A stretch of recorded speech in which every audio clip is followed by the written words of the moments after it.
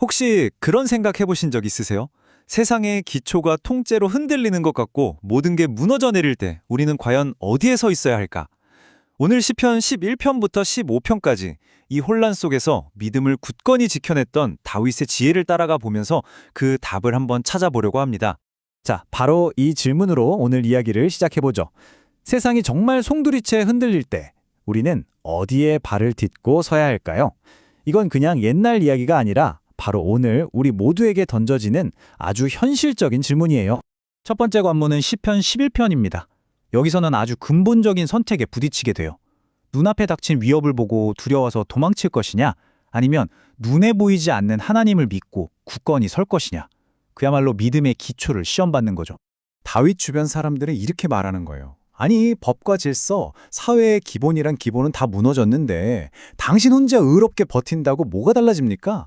그냥 산으로 새처럼 도망쳐서 목숨이나 구하세요. 들어보면 와, 정말 지극히 합리적이고 현실적인 조언처럼 들리지 않나요? 자, 이 두 관점의 충돌 보이시죠? 세상은 눈에 보이는 현실, 즉 무너져버린 터를 보면서 도망가라고 소리칩니다. 하지만 다윗의 믿음은 더 큰 현실에 뿌리 내리고 있어요. 바로 하늘 보좌에 계신 눈에 보이지 않는 하나님이죠. 우리의 시선은 지금 어디를 향하고 있을까요? 그러니까 핵심은 이거예요. 하나님께서 저 멀리 하늘 보좌에 그냥 앉아 계시기만 한다는 뜻이 아니라는 겁니다. 오히려 그분의 눈은 모든 것을 꿰뚫어 보시고 한 사람 한 사람의 마음 중심을 살피고 시험하고 계시죠. 이게 바로 의인에게는 엄청난 위로가 되고 악인에게는 두려운 경고가 되는 이유입니다. 기초가 흔들리면요, 진리마저 흔들리기 시작합니다. 시편 12편은 바로 이 진리에 대한 시험을 다루고 있어요. 온 세상이 거짓과 아첨하는 말들로 가득할 때 우리는 도대체 무엇을 믿고 의지해야 할까요? 다윗은 당시 사회의 영적인 상태를 정확히 진단하고 있어요. 진실하고 믿을 만한 사람은 찾아보기 힘들고 겉과 속에 다른 두 마음을 품은 사람들이 내뱉는 거짓말이 온 세상을 뒤덮은 상황을 보면서 탄식하고 있는 겁니다. 여기서 우리는 사람의 말과 하나님의 말씀이 얼마나 근본적으로 다른지 보게 됩니다. 이랬다 저랬다 하고 속내가 다른 사람의 말과는 비교도 안 되게 하나님의 말씀은 절대적으로 순수해요.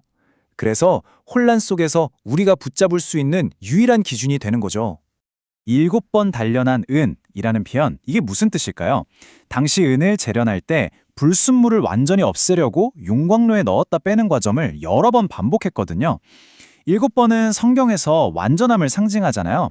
그러니까 하나님의 말씀은 100% 완벽하고 순결해서 우리가 온 마음으로 신뢰할 수 있는 약속이라는 뜻입니다. 자, 이제 시편 13편으로 넘어가면 다윗의 개인적인 고통이 폭발하는데요. 이 처절한 외침이 시편 14편에서 진단하는 사회 전체의 부패 문제와 어떻게 연결되는지 한번 자세히 들여다보겠습니다. 어느 때까지니까 이 질문이 무려 4번이나 반복됩니다. 느껴지시나요? 이건 그냥 좀 힘든 정도가 아니에요. 하나님께 완전히 버림받았고 영원히 잊혀졌다는 깊은 절망감 속에서 터져나오는 정말 솔직하고 처절한 부르짖음입니다. 아니, 도대체 이토록 깊은 절망은 어디서부터 오는 걸까요? 놀라운 게도 성경은 그 원인을 개인의 문제를 넘어 사회 전체의 영적인 상태에서 찾습니다. 성경이 내리는 진단은 아주 명확합니다. 모든 부패와 절망의 가장 깊은 뿌리에는 바로 실천적 무신론이 있다는 거예요. 이게 뭐냐면 입으로는 하나님을 믿는다고 할지 몰라도 실제 삶에서는 마치 하나님이 존재하지 않는 것처럼 살아가는 태도, 바로 그겁니다. 여기서 성경이 말하는 어리석은 자는 IQ가 낮은 사람을 말하는 게 절대 아닙니다. 오히려 삶에서 하나님의 존재와 그분의 권위를 완전히 무시해버림으로써 도덕적이고 영적인 판단 기능이 마비되어 버린 사람을 가리켜요. 이건 머리의 문제가 아니라 마음의 상태를 말하는 거죠.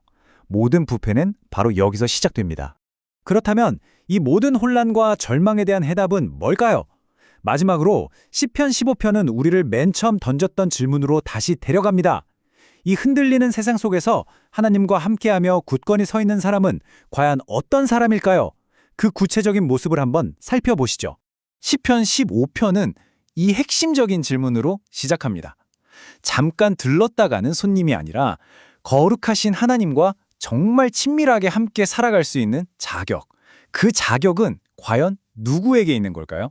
시편이 제시하는 답은 결코 추상적이지 않습니다. 아주 구체적이고 실천적이죠.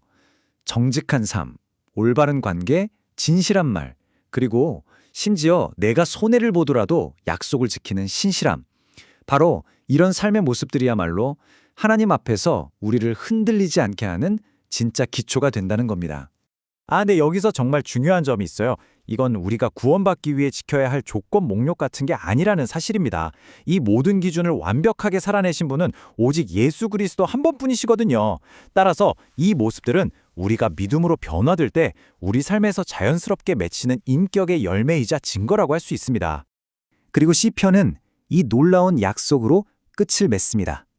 하나님 안에서 이런 삶을 사는 사람, 바로 그 사람이 무너져 내리는 세상 속에서도 영원히 흔들리지 않는 반석 위에 서 있는 사람이라는 거죠. 오늘 말씀을 마무리하면서 다시 한번 처음의 질문으로 돌아가 봅니다.